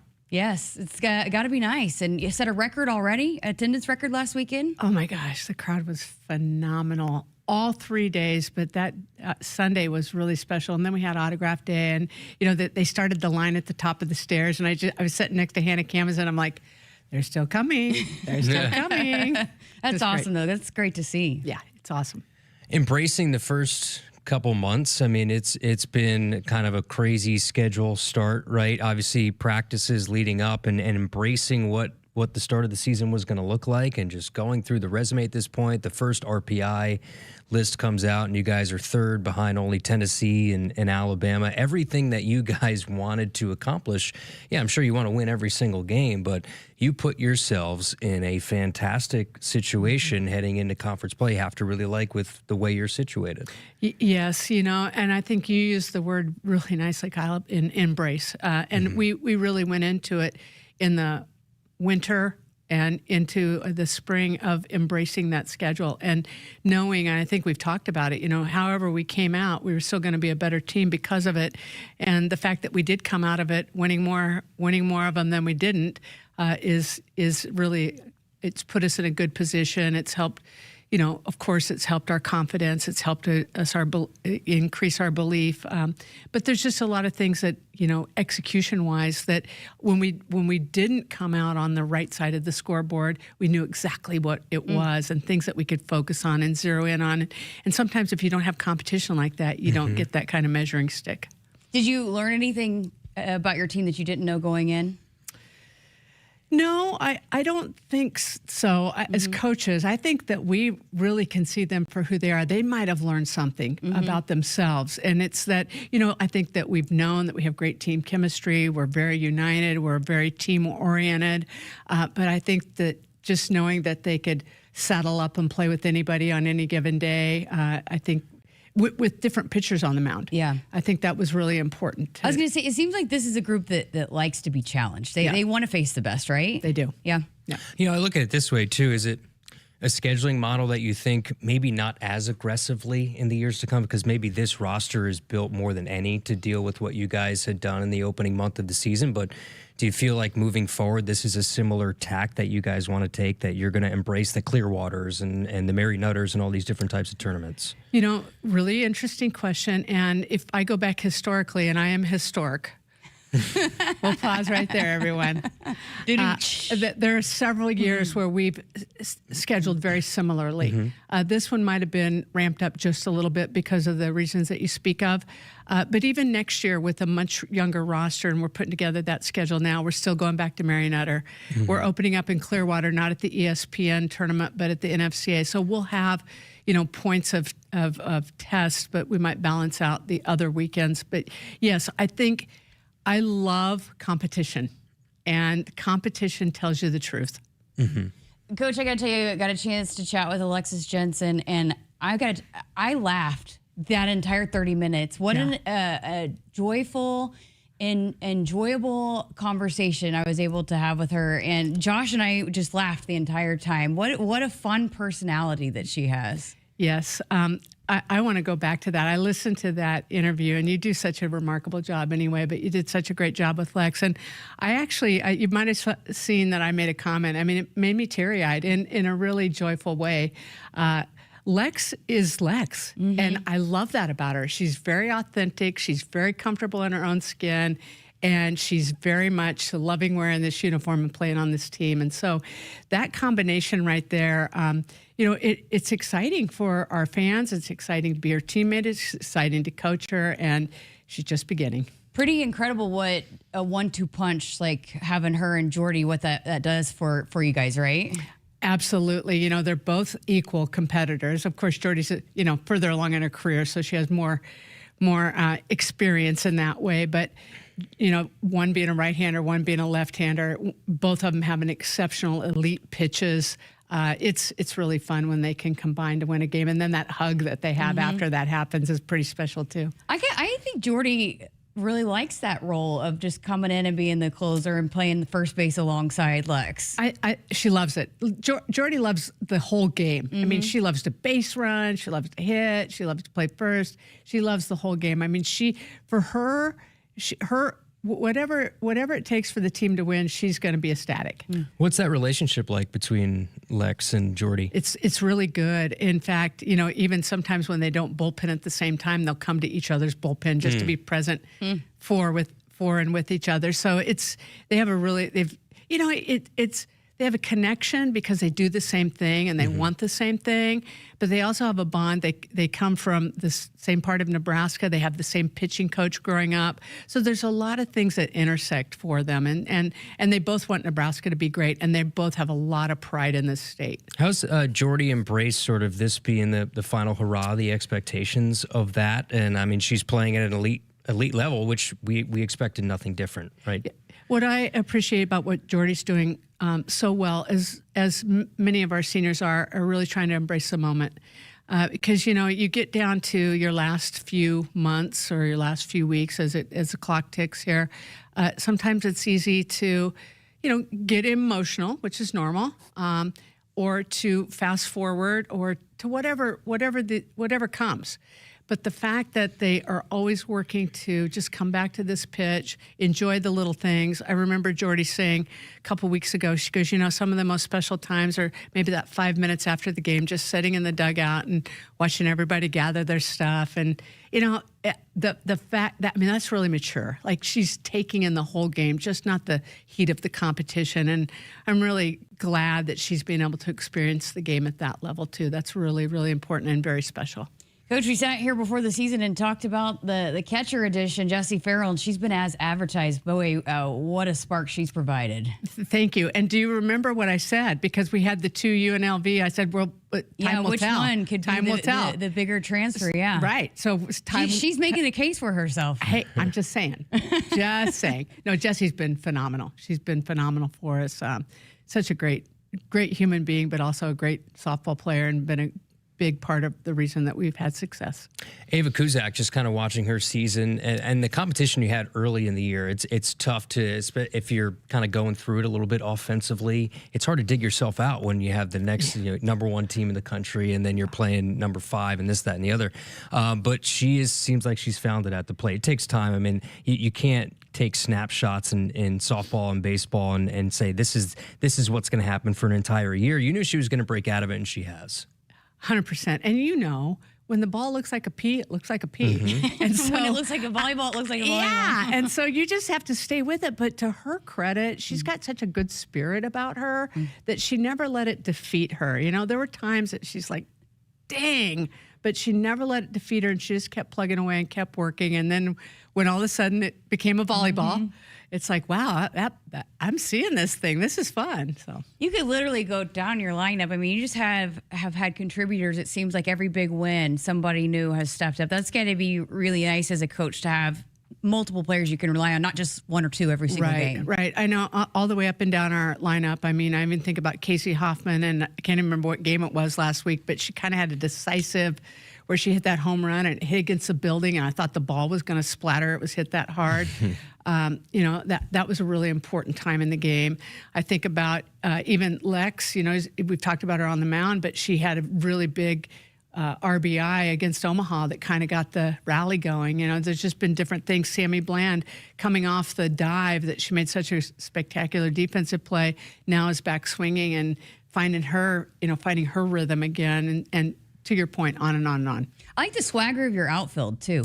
Yes, and Hannah Core has really, really helped there. Yeah. She does her own little coaching out there, and she helps people just play big, and we're playing faster. And to our outfield's credit, they're taking a lot of pride in that, and it's showing up. And we've had different people out there. We've Hannah Kimson plays so many roles for us, and then Nat Hill's been out there a lot, and yeah, I really like what's going on in the outfield. Defense as a whole, do you like where you're at, just kind of how you're playing? I do. I'm going to knock on wood there because, I'll do it for you too. Yeah, thank you. I feel like we've kind of hit stride. I think it's hard early on when you haven't been outside and on dirt a lot. A bad hop, you might not play it. Your timing your hop versus a turf hop versus dirt hop. So I think there's some things that we had to clean up, but for the most part, I really like what we're doing and how we're communicating as far as our defense right now. We've talked a lot this week about that number 3 RPI. Can you maybe educate a little bit for those that might not be familiar, the importance and the significance of having that high of a RPI ranking going into conference play? Yeah, so when it's time for postseason and the committee gets together, one of the metrics and one of the larger metrics in our sport is where you sit in the RPI. And then they look at the things that you can control and the things that you can't control. So one of the things you can't control is your conference schedule and who you play in conference. But one of the things you really can control is how you schedule your non-conference. And so we chose to try to go as competitive as we could in the non-conference, and looking at the strength of schedule non-conference, we're number one in the country right now for our non-conference strength of schedule, and that doesn't surprise me when I look at who we've played. So we have that on our Vita, and the committee knows that. And the other thing that I really appreciate is I think the country started to notice how we were playing and scheduling, and so they were talking about it. So maybe a committee member heard that, so they already have some understanding that Nebraska was really trying to position themselves come the end of the season, if our body of work proves to bear the fruit, that we potentially could be in position to host. No, we were talking yesterday on the show about certain leagues and how maybe certain leagues get the benefit of the doubt because they're more in the national consciousness, play on ESPN more. For you guys, I think how important was playing in Clearwater? Playing in ESPN, having that, it turned out, I think it was a weather deal, right, where you moved that final game up against Texas Tech, but you guys were slotted for prime time, and they actually played it on tape delay in prime time. Like, that stuff matters. It so matters. And that was one of the reasons that we agreed to stay later in Clearwater to play a 6 o'clock Sunday. I mean, most of the time we're trying to get home, right? But the fact that we knew that we could be on ESPN, and the fact that ESPN then held on to still slotting it after we did move it up because of the weather. And we've played 7 SEC games so far. And then Texas Tech, who's, ranked in the, depending on which poll you're looking at, is ranked anywhere from 1 to 3 this season. So I think that we've done a lot to try to help ourselves.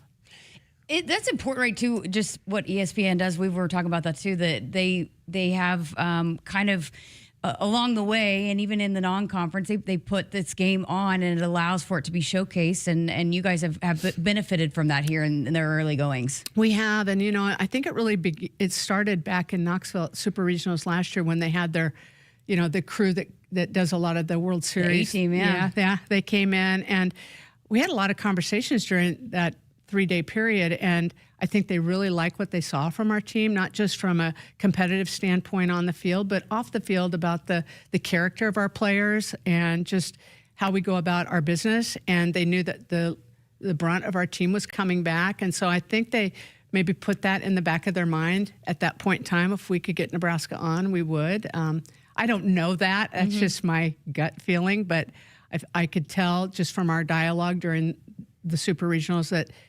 they liked what they saw. Opening weekend, Big Ten play. It's going to snow on Sunday, so you guys are moving up. You got a doubleheader on Saturday.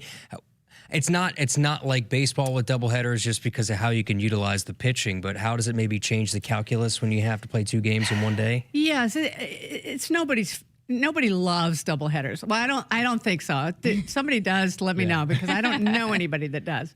However, I think everybody would prefer to play in 65 rather than 20. In fact, I don't even know if the temperatures are going to get to a real feel where we could play on Sunday, to be honest. So, obviously, game one is game one. You go out to win game one, do whatever you need to do to win game one, and then you just let Saturday unfold based on what happens on Friday night when you're thinking about a doubleheader like that. We feel good about our pitching staff. We feel good about, we've talked about our offense and our defense. So it'll change a little bit. But here's what I'm grateful for. We're just coming off a tournament season where we've played a lot of doubleheaders. So, if it were deeper into April and we're out of doubleheader shape, then it might feel a little different. There's obviously a lot of history between Nebraska and Michigan, but tell us about this matchup coming up this weekend and the importance of taking care of business coming up against Michigan this weekend. Yes, there's a lot of history. In fact, before, it's pretty storied. When we were in the Big 12 and Michigan was in the Big 10, and Hutch and I have been such good friends for such a long time that we always could say that we could switch shirts and coach each other's teams. That's how well we knew each other's teams. Now that she's retired, we certainly keep in touch, but, they kept the rest of their staff intact. So very good friends with them. They do a terrific job. When I look at even as I'm preparing my scout, they've had their pitching coach for so long, and they've done things a certain way. They're still Michigan, and they pitch really well. They don't beat themselves. Their offense is looking Michigan-like. I think it's going to be a great matchup. I think they're a very good team. I think and the fact that we are going to have decent temperatures, I think we should have a great crowd. Strategy of it in a 3-game series as opposed to the tournament setting, and how you situate your pitching and how you situate your lineup, and you're dealing with the same personnel on the other side for three consecutive games. How does it change kind of how you view or coach when you play in a 3-game series? Another really interesting question. That was kind of the design of trying to play Oklahoma State in a 3-game series. And if you noticed in the 2 games that we did play, and highly likely in Game 3, we did split staffs. And we talked about, Jordy and Lex feeding off of each other so nicely. I don't think that's a bad strategy, because they're just different enough, and it usually takes hitters a little while to settle in. And the thing that I've really liked is we've started them both and we've relieved them both. So you can't count on which is going to happen first if you're the opponent, if we do that. So 5:30 on Friday, and then Saturday again is the doubleheader. 1 o'clock is game 1, and then the second game will be 30 minutes following the conclusion of that first game on Saturday. But, hey, the crowd out there, that makes a difference for you guys, right? It makes such a difference, and they're so good. And, I don't look in the crowd very often, so I don't know who's there, but I sure feel the crowd all the time, so I know that they're there. And I'm told there's just limited tickets, so if you want to be out there, Huskers.com/tickets, snatch them up. And really, these next few weekends, you got UCLA the next time you're here. Yep. Those will be going quick as well. That's another big series, but there's just limited opportunities, and so you want to make sure you get those tickets locked up. Yeah, thanks. Come on out. We're red. Anything else, Kyle? No, I mean, let me ask you this. Big Ten-wise, when you look at the league this year, UCLA, Michigan, I mean, you have 2 of the hardest teams in the league in the first 3 series. When you look at the Big Ten this year, how do you think it stacks up? I think we're in pretty good shape. I think looking at the RPI, we had 7, in the top 55 or something like that, and all but 4 in the top 75. I think we have 4 teams ranked. We have 2 other teams receiving votes. I believe we got 7 teams in the tournament last year, with 2 teams advancing to the World Series. Both of those teams are very good again this year, and we hope that this team sitting here has a shot to do the same thing. And so I think the league, it might not be as deep as far as the caliber, 1 through 17 that maybe some of the other leagues have, but I think the top half can play with anybody in the country. You got potential national champions in this league, and one of them's on this campus. So absolutely. I'll say it. Rhonda, you don't have to say it, because I don't want to jinx and put bulletin. Winning the next pitch. I'll be the bulletin board guy. Oh, great stuff. Best of luck this weekend. Thank you. That's the head coach, Ronda Revelle, for Husker softball, back in action at Bowlin Stadium, coming up with a 3-game series with Michigan. Big Ten opener, 5:30 on Friday, and then a doubleheader on Saturday. We'll have all the action for you right here on the Huskers Radio Network with Nate Rohr. Again, Husker Nation and TNL Irrigation are like no other. What does it mean to be locally owned and operated? For Cenex, it means everything. It means that we know if you take your coffee to go, or if you like to stay a while. It means we've helped Little Leagues get jerseys and local festivals get funding. It means we know what our communities need. So you'll always leave Cenex with a full tank, full of snacks, or full of smiles. Or all of the above. And that means the world to us. Cenex, powered locally. Hit us up on the text line. Text 402-413-2400 with your Husker thoughts. Noddle Companies proudly supports the Huskers Radio Network. As a full-service leader in commercial real estate, we create thriving communities. Discover what's new in the Builders District in North Downtown, Noddle Hospitality's latest venture in Aksarben Village, and the contemporary living of row house townhomes on Leavenworth. We're welcoming world-class concepts from men's fashion and great eats to gorgeous homes and green spaces, all professionally managed by Noddle Services. These are the Noddle Companies, building a better Nebraska. For more information, check us out on Facebook and Instagram. What does it mean to be locally owned and operated? For Cenex, it means everything. It means that we know if you take your coffee to go, or if you like to stay a while. It means we've helped Little Leagues get jerseys and local festivals get funding. It means we know what our communities need. So you'll always leave Cenex with a full tank, full of snacks, or full of smiles. Or all of the above. And that means the world to us. Cenex, powered locally. It's another new year and another exciting edition of the Nebraska Lottery's popular Cash Blast promotion. You know how it works. Until March 24th, buy a 2x2 ticket and get a voucher. Enter online for a chance to win a $5,000 or $500 weekly prize. And if your winning voucher is from a 7-day draw ticket, your prize is doubled. So start out your 2026 with a bang. Enter the Cash Blast promotion today.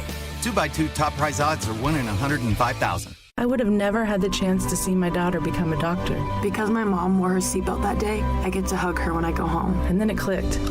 Because I wore my seatbelt, I learned that one moment in time can change a person's life forever. Brought to you by NDOT Highway Safety Office. The day we were hit was the second to last day of our high school careers. We were about to graduate as best friends together. And then it clicked. Because we wore our seatbelt that day, we still get to experience life together. Brought to you by NDOT Highway Safety Office. Once a year, a rhythm thunders across the countryside. It can't be tamed. It can only be driven. It's Ford Truck Month. Let's ride. These trucks, they haul, tow, and conquer everything in their path. So hold on tight and drive the Stampede. The Stampede is running at your Midwest Ford dealers. Get 0% financing for 60 months plus $1,000 cash on Super Duty. Get to Ford Truck Month. And now, introducing the starting lineup of your Nebraska Huskers. Starring Allo Fiber. At number 1, Allo Internet. At number 2, no satellite dish required. DirecTV through Allo. And at number 3, Allo Mobile. Allo Fiber, the official internet, TV, and mobile partner of Husker Nation. Level up your game and go to allofiber.com/ through some issues with problem gambling. So Choices Treatment Center is a part of the Gamblers Assistance Program within the state of Nebraska, which is an amazing program. So it allows for free outpatient treatment for anyone who's struggling with problem gambling in the state. That treatment's completely free and completely confidential so that anybody who's struggling can receive that help. Even if they're at a financial rock bottom, they can receive that help. We kind of do things a little bit differently with our approach. We make sure that no one client is being treated the exact same way. It's not a cookie cutter approach. We make sure to take care of whatever they're dealing with as far as help them with their legal, help them with their financial side, and then obviously give them the tools and skills needed to go out in the real world. You're not going to ever get away from problem gambling, just gambling in general. So we want to make sure that we give our clients the tools they need to be successful moving forward. And there's a reason why March is the Problem Gambling Awareness Month. You have the NCAA tournament, which I assume is one of the most gambled sporting events outside the Super Bowl. So you're raising awareness in this month. What are some things specifically the organization is doing in this month to make sure that you're getting out there and talking to the community? Well, March is you're exactly right as far as that goes. March is the month. You're coming off of the Super Bowl. We're in Nebraska right now. We're in the middle of some major March Madness here with the Husker basketball teams. So it's a great month to really bring awareness to it. So we're getting out in the community. The theme for this year is carrying communities stronger futures. So everything we do is really community-based, including at the state and city level. So we go throughout the state and get proclamations from each of the cities, get proclamations from the governor, work a lot with the Capitol as far as doing some stuff there. We also work with doing presentations within schools, do a lot of information tables, do a lot of problem gambling screening. There's a simple 3-question problem gambling screening that we offer.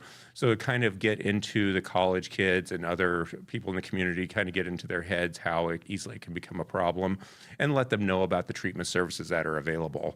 And then we do a lot right here on UNL campus to really make sure that we're taking care of those students here and making sure they have some awareness regarding problem gambling. Chatting with Mike Chandra, the Education and Outreach Coordinator for Choices Treatment Center here on Sports Nightly.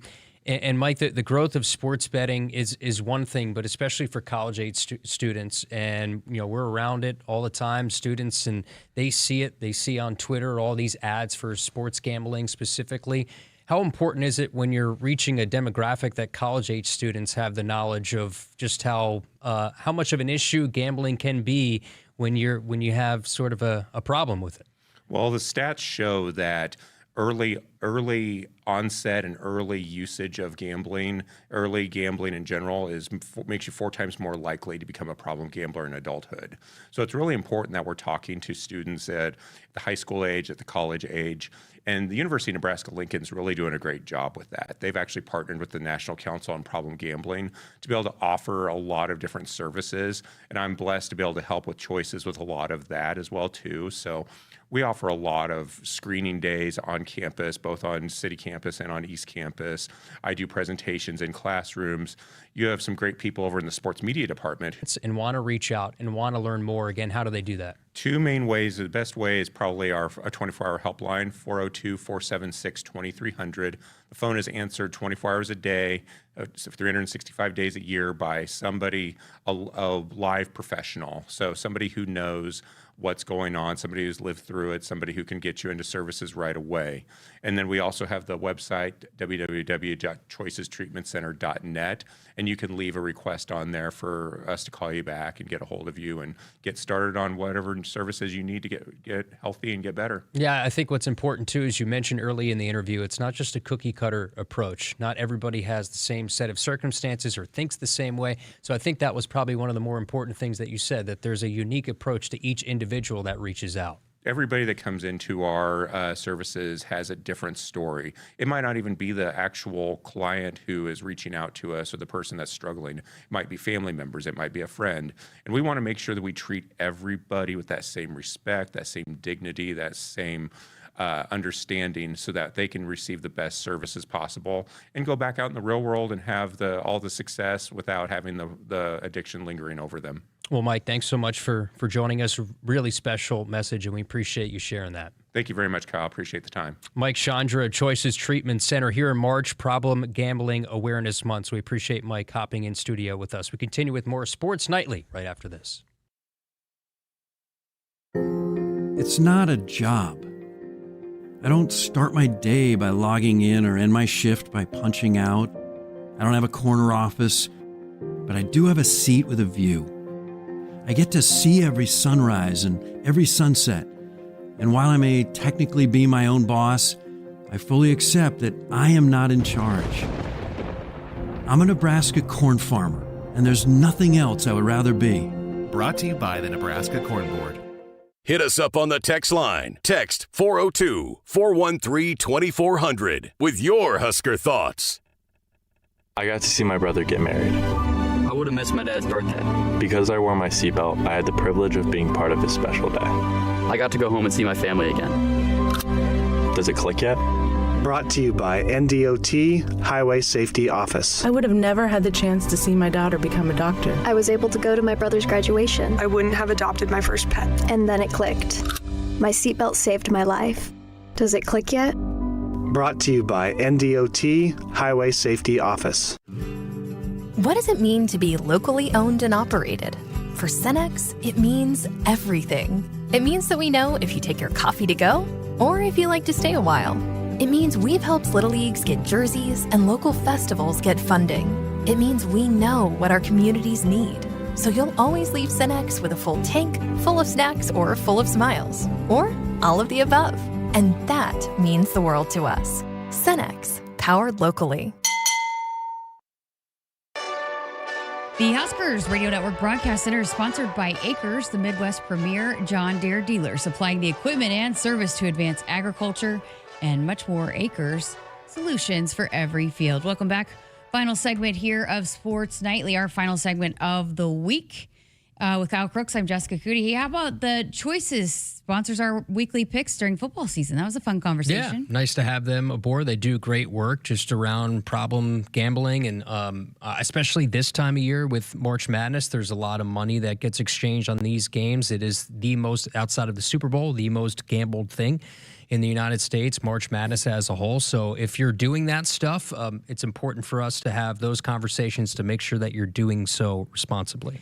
All right, so coming up tomorrow night in the Big Ten tournament for the Huskers, it's going to be Purdue And it's a matchup I wanted because I think the Huskers can get them this time around. Yeah, I think that would be the cherry on top. If they were to go on to win this thing and one of the teams that they couldn't topple during the season. Especially because of the way they didn't get off to a good start. They almost got them here at home. Yeah. I think they can get them this time. Yeah, I mean, Braden Smith is one of the most talented guards in the country. It's a tough matchup for sure with some of their bigs in the front court, but for Nebraska, a chance to beat a team that they couldn't, again, top in the regular season. This is what the conference tournament is for. You get a second shot now at Purdue, and it just would make this win, this tournament, conference tournament, much sweeter to beat a team in Purdue. This a win over Purdue would also help with your resume and the selection and your seating going into the NCAA tournament. Yeah, there's a lot of debate on whether this committee's already kind of dialed in after Thursday, where a lot of stuff from Friday on doesn't necessarily matter unless it's one team goes on a heater. So who knows if it even matters if Nebraska's just slotted into that 3 and they're not moving. Who knows, but we'll see. Woodhouse has been a trusted partner in your everyday since 1975. Shop for your next vehicle with the home team at Woodhouse and the official auto dealer of Nebraska Athletics. All right, coming up on Sunday, we'll know the destination of Nebraska men's basketball and women's basketball. Are they in the selection show for the men at 5 o'clock, for the women 7 o'clock? So we will have all the reaction for you coming up on Monday. Sports Nightly will also have the AD Troy Dannon in as well. So have a great weekend, Husker Nation. We'll talk to you on Monday here on Sports Nightly.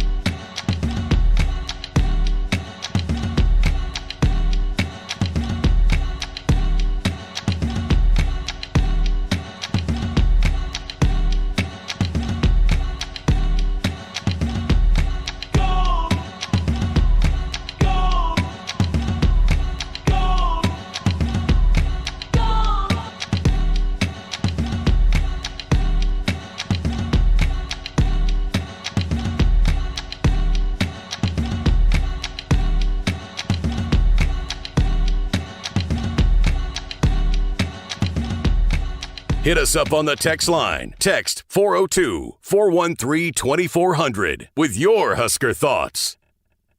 Find your next SUV from Woodhouse Ford. Right now, lease the 2026 Ford Explorer Active 4x4 for $399 a month for 36 months and 7,500 miles per year. First payment and $299 doc fee due at signing. Or save up to $6,000 off MSRP. Shop online or in-store in Blair, Omaha, and Plattsmouth today. With approved credit, security deposit waived, tax, title, license extra. Vehicle is a retired courtesy loaner. Offers expire March 31st, 2026. See dealer for details.